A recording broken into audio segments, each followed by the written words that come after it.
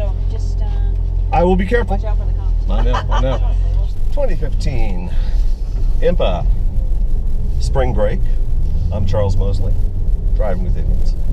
And I am in a 2015 Dodge Challenger Scat Pack. And I'm looking over here for the price because I'm quite surprised this lists, believe this or not, unbelievable, $37,000. And equipped like it is, it's $43,000. That's crazy value.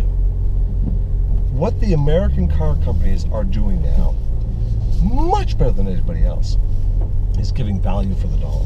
It is unbelievable to me that a car with a 6.4 liter Hemi engine, mind you, it's an automatic. The manual will be cheaper though, or about the same price maybe, I don't know. For under 45 grand. And this car,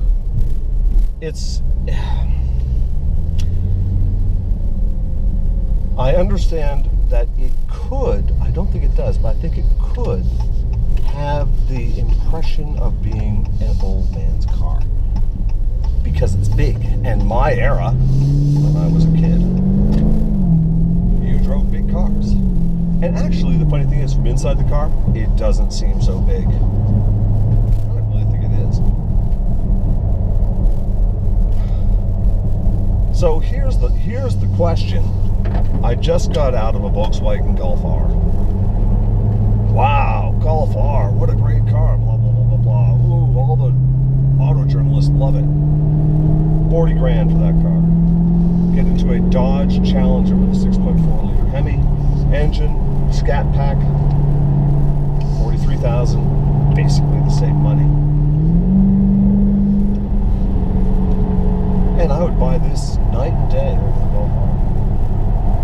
Even the interior I like better. Go figure that one. Bicyclists asking for trouble. No one wants to kill a bicyclist. That's what we say on camera for the court system.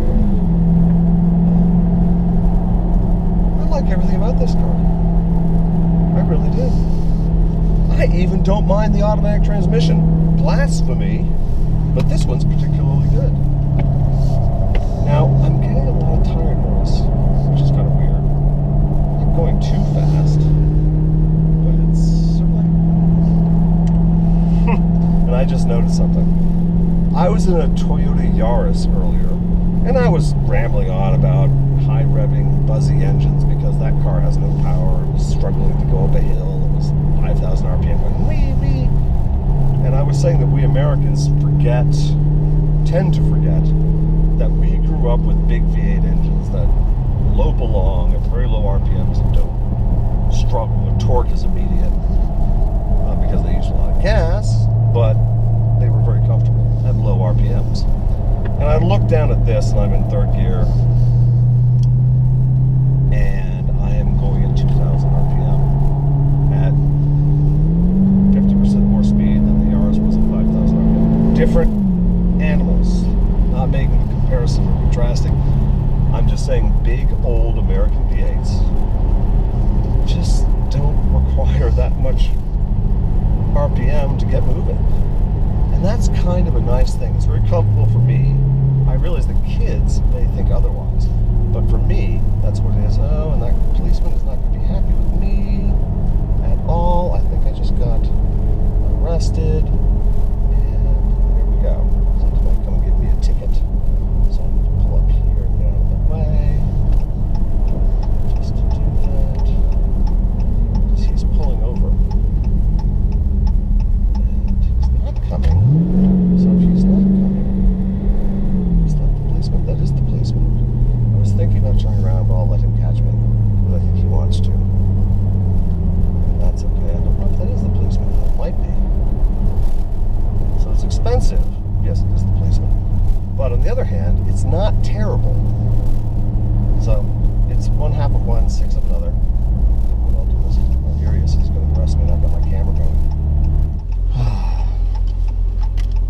So this is a young policeman on a training thing, I think. And this sheriff is kind of a prick. You have to expect that. That does happen sometimes. It's an occupational hazard. It's one of the costs of doing this. Let me tell you more about this car while I have it. $43,000. And that includes the Scat Pack, which is expensive. The Scat Pack's $1,500 and has a stripe for $1,000. The transmission is $1,400, which is a lot of money. So right there, this would only be $40,000 without this transmission. It is finally assembled in Ontario. 5-star crash rating. 18 miles per gallon, 15 and 25. Which is actually not very good, to be honest with you. That's a bit much. Hearing gunfire. Very cool. A manual. I do like this car, but I've got a ticket in it. Then again, I got a ticket in every single car I ever owned. So, let's go, copper. We don't have all day.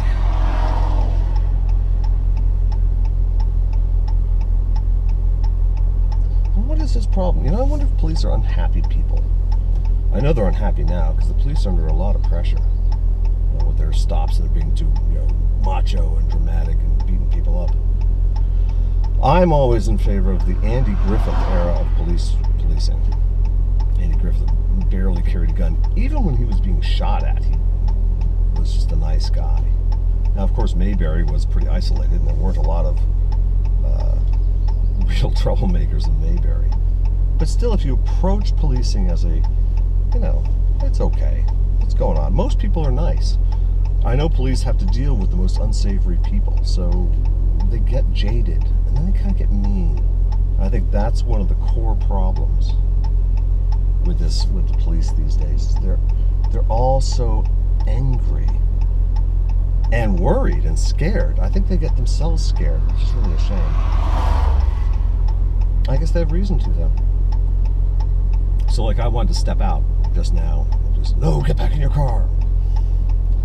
He knows this is a press day. He knows I'm a journalist. He knows I'm a 50-year-old guy out of shape. What kind of trouble am I going to be giving him? Nothing, to be honest with you. But it's part of their whole attitude. They're sort of pissed off people. And that's hurting their relationship with society. They need to be much kinder and much more understanding of the laws. And the funny thing is, the interesting thing to me is traffic laws hold kind of unique place in the legal system, speeding laws specifically, where there's a tremendous amount of discretion allowed to the police, which is good and bad for places that rely upon traffic income for budgets, which should never be allowed, by the way. But for places like that, the cops set speed traps, and actually, it's a bad thing. But if they're not trying to meet quotas, they can say, "Is this dangerous? What's going on? Yeah, it's safe." Give them a warning. I'll say, must be sort of unhappy because they have to wear such awful hats.